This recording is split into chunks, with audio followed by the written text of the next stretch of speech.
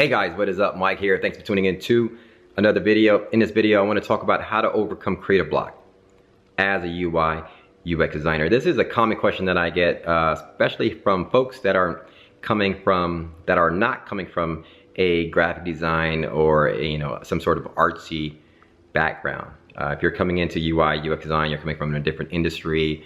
You haven't had experience with how to find inspiration and all this other stuff.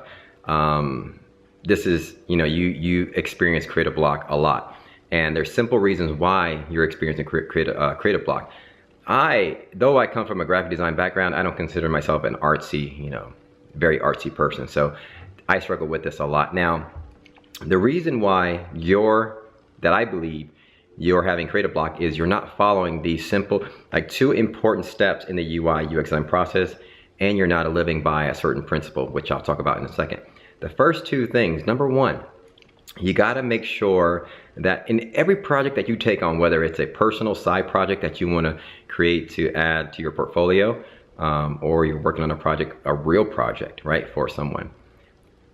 In the kickoff, in the very initial meeting, all right, the problems needs to be clearly defined for you, all right? If the problem is clearly defined for you and you identify the solution on what you have to do, that needs to be at the forefront, all right? By just doing that simple step, defining the problem clearly and clearly identifying, bullet pointing the solutions that you're going to act on to solve these problems, that should push you and propel you to start taking action, okay? A lot of times when you're new to UI, UX design, you just want to start designing. You open up Photoshop or Sketch and you have an artboard, it's a blank artboard, and you're like, what the heck do I do now, right? Think about Uber, right? Today, when we take our phone and we request an Uber, we see the Google API, the Google Maps API, and we see the car, right? The car getting close to us, 2 minutes away. The folks who created Uber didn't start with that in mind, all right? They first started clearly by identifying these problems. Hey, taxis aren't easily accessible for consumers. We can allow people to use their own cars, to do all, they defined all that stuff. Though there's a lot of infrastructure when it came to the actual application, the app, they didn't start there, right? They started clearly defining the solutions and what they need before they got there. And when they got to that point, now it propelled those designers to start taking action and concepting things up. Now, that's the first step. It's the kickoff. It's defining the problem and identifying the solution. When you do that, that's now going to propel you into the next phase of the process, which is the design planning and research. Now, in this phase, this is where you do one of two things.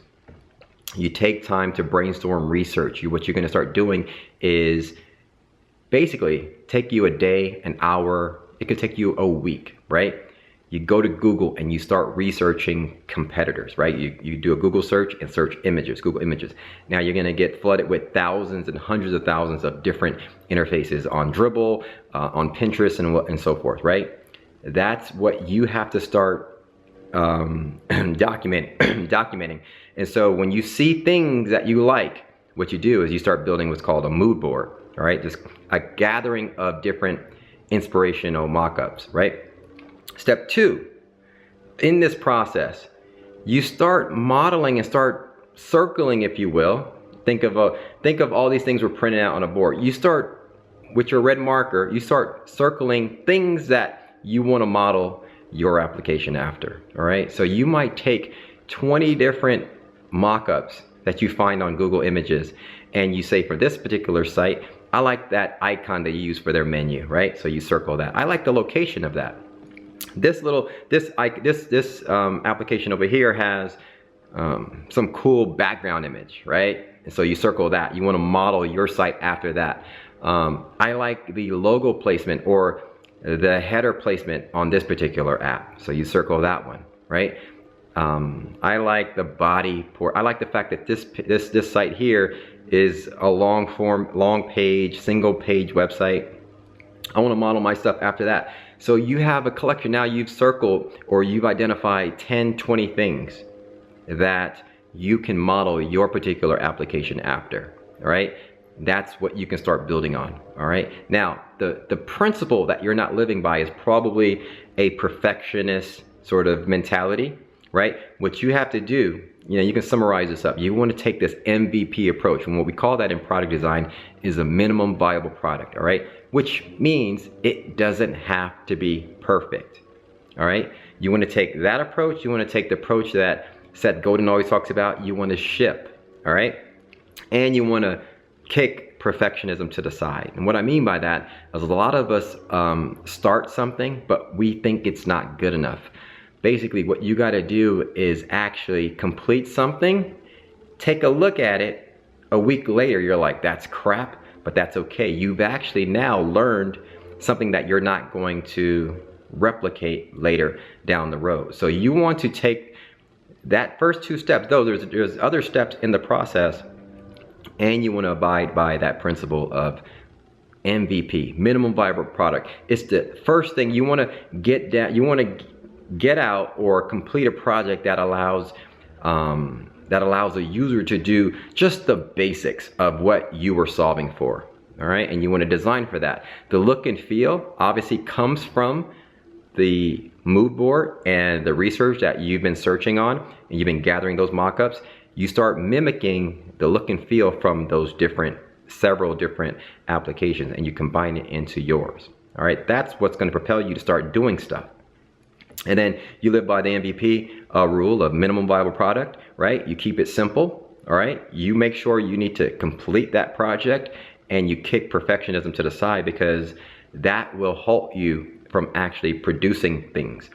The quicker you can produce stuff, the quicker you can find ways to improve those things, all right? That's what's gonna get you in this motion of not having creative block, always be producing things.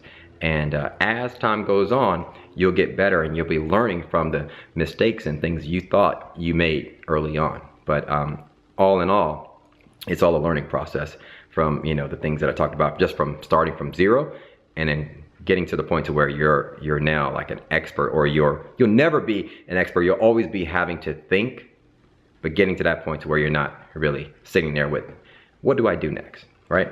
Hopefully this was helpful. You learned a little bit, nugget or two from this. If you have any questions, visit my site, mlwebco.com, if you want to learn more about me and the things that I do and things that I teach in terms of product design, UI, UX design. Visit my site, mlwebco.com. Use the contact link on my site. Ask me any questions. I'll be happy to answer those for you. And if you have not, subscribe to my YouTube channel for more videos like this. And follow me on Twitter at mlwebco.com or at mlwebco. And we'll talk soon, guys. Thanks. Have a good weekend. We'll talk soon. Bye.